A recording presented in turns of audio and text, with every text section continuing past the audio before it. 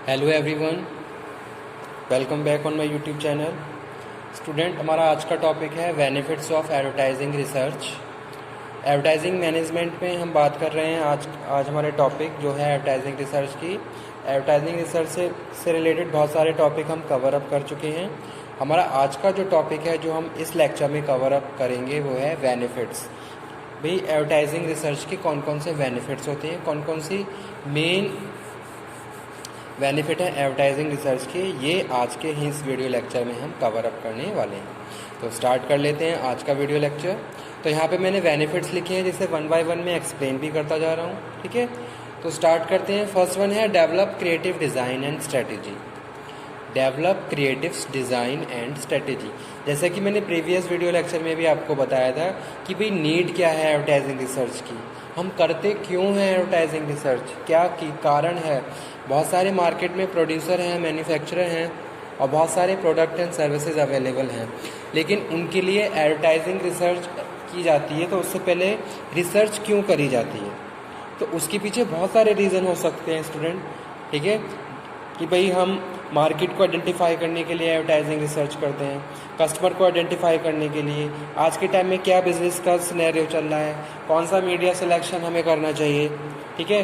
अगर हम बात करें, जैसे कि हमने बात करी थी एटीट्यूडनल ऑब्जेक्टिव में, तो हमें क्या करना है, एक पर्टिकुलर एरिया भी डिसाइड करना है जहां हमें कस्टमर को टारगेट करना है।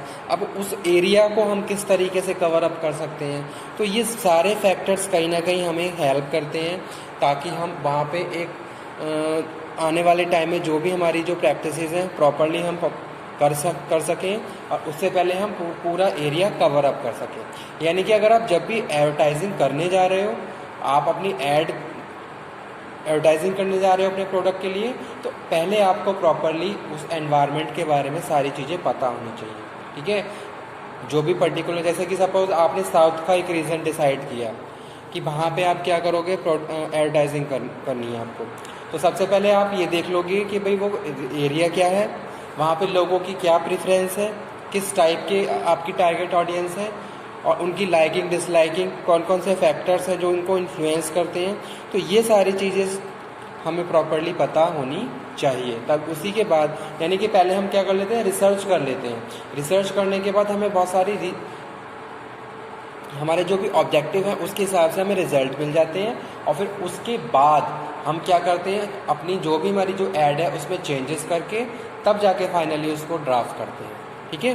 तो वो यहाँ पे हम बात कर रहे हैं। फर्स्ट लिखा हुआ है develop creative design and strategy.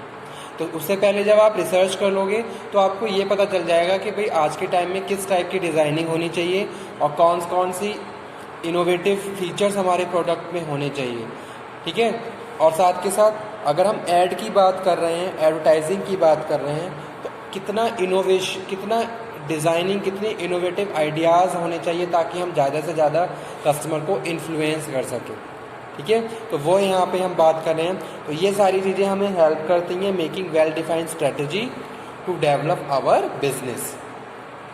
तो एक तरीके से जब हमने अपने मार्केट से रिलेटेड या जो भी हमारे टारगेट कस्टमर हैं उनसे रिलेटेड सारी चीज़ों को आइडेंटिफाई कर लिया with the help of research, फिर हम उसके हिसाब से एक फ्रूटफुल स्ट्रेटजी को फॉर्मुलेट कर सकते हैं, ठीक है। तो इसीलिए जो पहला बेनिफिट है वो यही है, डेवलप क्रिएटिव डिज़ाइन। एक तो आपने क्या कर लिया, क्रिएटिविटी आपकी बढ़ गई, दूसरा आपके पास फ्रूटफुल स्ट्रेटजी है जिसको इम्प्लीमेंट करने के बाद आप फाइनली जो भी आपके ऑब्जेक्टिव हैं, जो भी आपके डिज़ायर्ड रिजल्ट्स हैं, आप उनको अचीव कर सकते हो, ठीक है। तो वही चीज़ यहाँ पे हम बात कर रहे हैं, develop creative design and strategy. Second benefit है identify opportunity in the market. Okay, identify the opportunity in the market. जब हम एडवर्टाइजिंग रिसर्च करते हैं तो हम अपने एनवायरनमेंट की बात करें तो हम एक्सटर्नल और इंटरनल दोनों एनवायरनमेंट को क्या है, एनालिसिस करते हैं।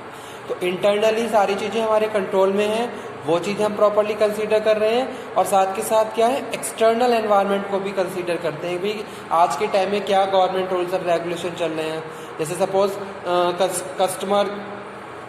कंज्यूमर प्रोटेक्शन एक्ट की बात करें, उनमें कौन कौन से प्रोविजंस चेंजेस हुए हैं, अमेंडमेंट हुए हैं, किस तरीके से हमें अपने कस्टमर को ट्रीट करना है, ये सारी चीज़ें और उसके बाद फाइनली आप ये आइडेंटिफाई करते हो कि भाई मार्केट में मेरे लिए कौन कौन सी अपॉर्चुनिटीज़ हैं। ठीक है, मेरे पास कौन कौन सी अपॉर्चुनिटीज़ हैं जिनको यूज़ करके फाइनली मैं अपने डिज़ायर्ड रिजल्ट तक पहुंच सकता हूं। तो जो सेकंड हमारा जो एडवांटेज है वो यही है, बेनिफिट ऑफ एडवर्टाइजिंग में identify opportunity in the market. तो अगर हम रिसर्च कर लेते हैं तो हमें मार्केट के बारे में सारा पता चल जाता है, और साथ के साथ क्या सीन है मार्केट का आज के टाइम में, और मेरे लिए क्या क्या अपॉर्चुनिटीज़ है अगर मैं कोई प्रोडक्ट प्रोड्यूस कर रहा हूँ। ठीक है, तो वो चीज़ यहाँ पे हम अपने सेकंड पॉइंट में बात कर रहे हैं, identify opportunity in the market, कि भी मार्केट में क्या क्या अपॉर्चुनिटीज़ है। तो वो चीज़ यहाँ पे हम बात कर रहे हैं। ठीक है, जैसे कि हमने बात करी थी स्वॉट एनालिसिस, अगर आपने पढ़ा हो तो वहाँ पे क्या होता है, स्ट्रेंथ, वीकनेस, अपॉर्चुनिटीज़ और थ्रेट होती हैं। ठीक है, तो वहाँ पे भी हम क्या करते हैं, अपने लिए क्या क्या अपॉर्चुनिटीज़ हैं और क्या क्या थ्रेट्स हैं, यानी कि हमारे लिए कौन कौन से बैरियर्स लगे हुए हैं और कौन कौन सी अपॉर्चुनिटीज़ हैं हमारे अपने हिसाब से, तो वो सारी चीज़ें हम प्रॉपरली आइडेंटिफाई करते हैं।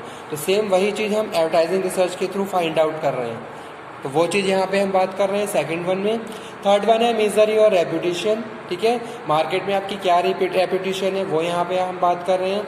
अगर जैसे सपोज आपने टेस्टिंग करी, टेस्टिंग का एक तरीके से आप रिसर्च कर रहे हो, तो रिसर्च से आपको ये पता चल जाता है कस्टमर का क्या रिस्पॉन्स मिल रहा है आपके लिए, आप कस्टमर आपके प्रोडक्ट को किस तरीके से ट्रीट कर रहा है, आपकी क्या रेपुटेशन है, आपकी क्या गुडविल है मार्केट में, कंपटीशन को आप कितना कॉम्पीट कर पा रहे हो अपने राइवल्स को।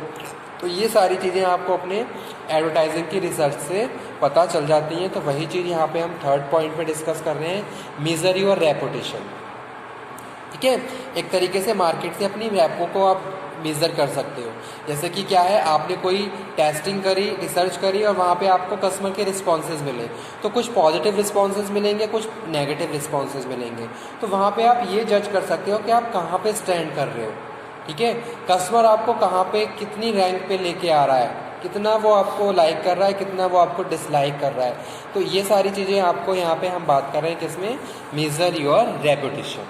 नेक्स्ट यहाँ पे हम बात कर रहे हैं आइडेंटिफाई मेजर प्रॉब्लम्स, यानी कि जो मेजर प्रॉब्लम्स हैं वो भी हम यहाँ पे आइडेंटिफाई कर पाते हैं किसके through, with the help of advertising research. कि भाई अगर कोई कम्युनिकेशन प्रॉब्लम है तो वो सारी चीज़ें यहाँ पे हम कंसीडर कर रहे हैं, यानी कि जो भी मेजर प्रॉब्लम है जो आपके प्रोडक्ट, कस्टमर, ठीक है, और जो भी एडवर्टाइजिंग है उनसे रिलेटेड है, तो वो सारी चीज़ें आपको with the help of advertising research पता चल जाती हैं।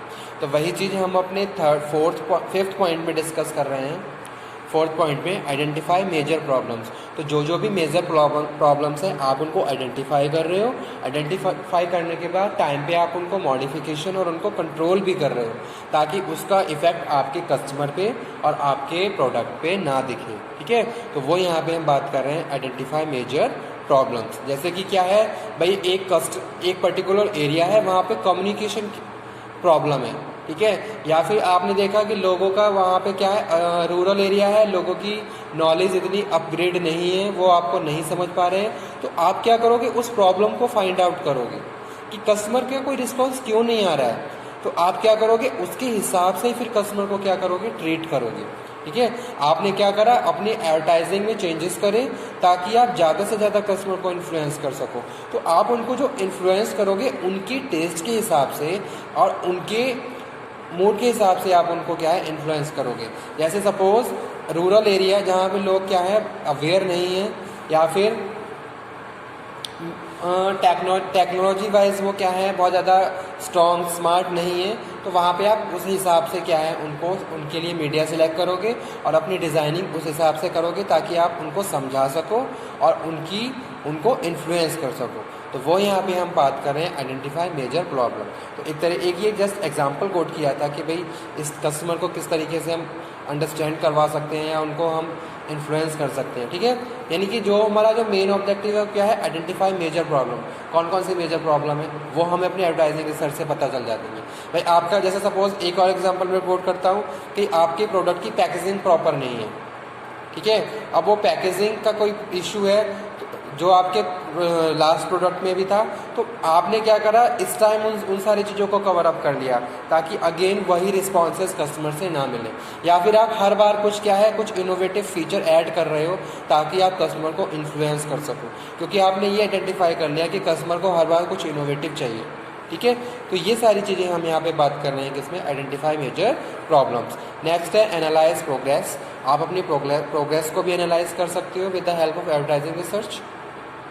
ओके, नेक्स्ट है help to analyse the performance to your product. आपके प्रोडक्ट की क्या परफॉर्मेंस है ये भी आप अपने एडवर्टाइजिंग रिसर्च से फाइंड आउट कर सकते हो। आपने इंट्रोड्यूस किया, फिर आपका प्रोडक्ट ग्रोथ पे पहुंचा, मैच्योरिटी पे पहुंचा, उसके बाद प्रोडक्ट डिक्लाइन पे पहुंचा। ठीक है, तो एक तरीके से आपकी प्रोडक्ट की क्या परफॉर्मेंस रही, इंट्रोडक्शन में क्या परफॉर्मेंस रही, ग्रोथ पे क्या परफॉर्मेंस रही, जब आप पीक पॉइंट पे पहुंचे, मैच्योर हो गया आपका प्रोडक्ट, तब आपकी क्या परफॉर्मेंस रही, कितना आपका डिमांड रही और कितनी आपकी सेल्स रही। ये सारी चीज़ें आपकी जो भी प्रोडक्ट परफॉर्मेंस है वो आप अपनी एडवर्टाइजिंग से फाइंड आउट कर सकते हो। कस्टमर के रिस्पॉन्सेज ही बताते हैं कि आपका प्रोडक्ट कितना अच्छा है और कितना क्वालिटेटिव है। तो वो चीज़ यहाँ पे हम बात कर रहे हैं। नेक्स्ट है मिनिमाइज द रिस्क। आप क्या कर रहे हो, रिस्क को मिनिमाइज कर रहे हो, क्योंकि हर कंपनी, हर प्रोड्यूसर की यही कोशिश रहती है कि भी हम ज़्यादा से ज़्यादा प्रोड्यूस करें कम से कम कॉस्ट में। ठीक है, तो एक तो चीज़ के आने वाली सिचुएशन जो भी अनसर्टेनिटी है, आप उनको क्या कर रहे हो, सर्टेन में कन्वर्ट कर सकते हो। आपने प्रॉपर प्लानिंग कर ली कि भी आने वाले टाइम में क्या है, इस तरीके से मार्केट चेंज होगा, कस्टमर की टेस्ट इस तरीके से टाइम टू टाइम चेंजेस हो रहे हैं, और उसी के हिसाब से फिर आप क्या कर रहे हो, अपने आप को रेडी करके चल रहे हो। तो इस तरीके से क्या है, कहीं ना कहीं जो रिस्क है वो रिड्यूस हो गया है। ठीक है, ऐसा नहीं है कि आप बस प्रोडक्शन, आपने क्या करा, बिना किसी रिसर्च के प्रोडक्शन कर लिया, लेकिन आपका सारा कॉस्ट प्रोडक्शन ख़राब गया, आपका मार्केट में आपकी डिमांड क्रिएट नहीं हुई, आपकी सेल्स नहीं हुई, सारा वेस्ट हो गया। नहीं, ये सारी चीज़ें क्या हो जाएंगी, फिर कवर अप हो जाएंगी, कंट्रोल हो सकती हैं अगर आपने पहले से क्या कर लिया, वहाँ पे रिसर्च कर ली। रिसर्च के थ्रू आपने जो भी कस्टमर का टेस्ट है, प्रेफरेंस है, उसके हिसाब से जितनी डिमांड आ रही है उतने हिसाब से आपने प्रोड्यूस करा, और इस तरीके से सप्लाई आपकी चलती जा रही है। तो इस तरीके से हम क्या कर रहे हैं, मिनिमाइज द रिस्क को आपने क्या कर दिया, कम कर दिया with the help of your advertising. ठीक है, तो यही था। Okay, thank you very much.